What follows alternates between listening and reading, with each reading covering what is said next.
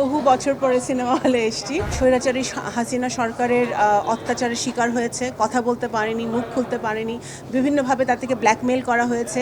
এই ধরনের সিনেমা কোনো নির্মাতাকে ভবিষ্যতে আর বানাতে হবে না। স্বৈরাচারী শেখ হাসিনার ১৭ বছরের যে একটি ফ্যাসিবাদী চরিত্র, গণতন্ত্র হরণের যে চরিত্র, সেই চরিত্রটাকে, সেই সময়টাকে উনি তুলে ধরেছেন 840-তে। আমি ওনাকে সাধুবাদ জানাই, সংস্কৃতি মন্ত্রণালয়কেও সাধুবাদ জানাই। আসলে আমরা ১৭ বছর ধরে যুদ্ধ করেছি, বাংলাদেশ জাতীয়তাবাদী দল যুদ্ধ করেছে, অনেক নেতাকর্মী আমাদের এরকম অন্যায়ভাবে আহত হয়েছে, নিহত হয়েছে, গুম হয়েছে। আমাদের ছাত্র জনতা, আমাদের ছাত্রদেরকে আমরা হারিয়েছি, বিভিন্ন শ্রেণী পেশার মানুষদেরকে আমরা হারিয়েছি এই জুলাই আগস্টে বিপ্লবে। এবং এই বিপ্লব, এই আন্দোলন তো বহু বছর ধরে চলছে। এই আন্দোলনে বহু লোককে আমরা হারিয়েছি। সিনেমাটা দেখতে দেখতে ওদের কথাই আমার মনে হচ্ছিল, যাদেরকে আমরা হারিয়েছি, যারা অন্যায়ভাবে এই স্বৈরাচারী হাসিনা সরকারের অত্যাচারের শিকার হয়েছে, কথা বলতে পারেনি, মুখ খুলতে পারেনি, বিভিন্নভাবে তার থেকে ব্ল্যাকমেইল করা হয়েছে, দুদককে অন্যায়ভাবে ব্যবহার করা হয়েছে। এই জিনিসগুলোই কিন্তু আমাদের আশেপাশের মানুষ এবং আমাদের জীবনের সাথে যে জিনিসগুলো ঘটেছে, এই ছবিটা দেখতে দেখতে আমার সেটাই মনে হচ্ছিল। আমি আশা করব যে সাংস্কৃতিক একটা বিপ্লবের প্রয়োজন আছে। সংস্কৃতির মধ্য দিয়ে 1971 সালে, যে ডিসেম্বর মাস, 1971 সালে মুক্তিযোদ্ধারা মুক্তিযুদ্ধ করেছিলেন, আত্মাহুতি দিয়েছিলেন দেশের জন্য, স্বাধীনতার জন্য, সার্বভৌমত্বের জন্য। ঠিক একইভাবে কিন্তু সাংস্কৃতিক জগতের মানুষরা সংস্কৃতি দিয়ে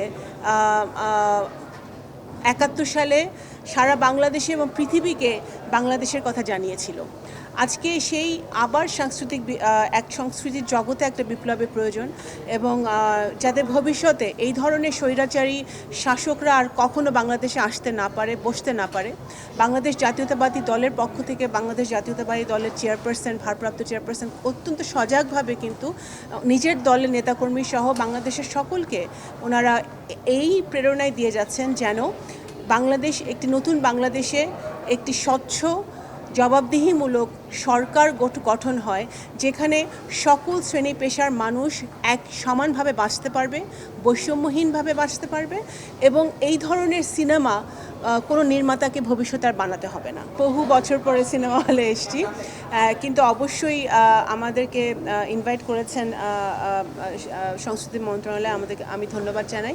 এবং এটা সকলের দেখা উচিত, এই সিনেমাটা সকল শ্রেণী পেশার মানুষ দেখবে এবং সকলের দেখা উচিত। আমি আবারও বললাম, আমার জন্য এটা একটি অত্যন্ত নতুন অভিজ্ঞতা, আমি এই ধরনের সিনেমা দেখাতে।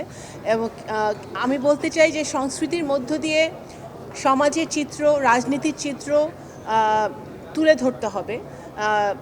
একইভাবে এটা যেন মানুষের মনে এমনভাবে দাগ কাটে, যেন ভবিষ্যতে আমাদের ভবিষ্যৎ প্রজন্ম, আমাদের ভবিষ্যৎ রাজনীতিবিদরা যারা রাজনীতি করছে, সমাজে বিভিন্ন সেক্টরে আছে, তারা যেন এই সকল দুর্নীতিপরায়ণ কাজ থেকে দূরে থাকতে পারে, একটি নতুন বাংলাদেশ গড়তে সাহায্য করবে। আমি মনে করি এই ধরনের সিনেমা বা এই ধরনের সংস্কৃতির কাজগুলো। তো সুতরাং আমি মনে করি এটা একটি ভালো উদ্যোগ।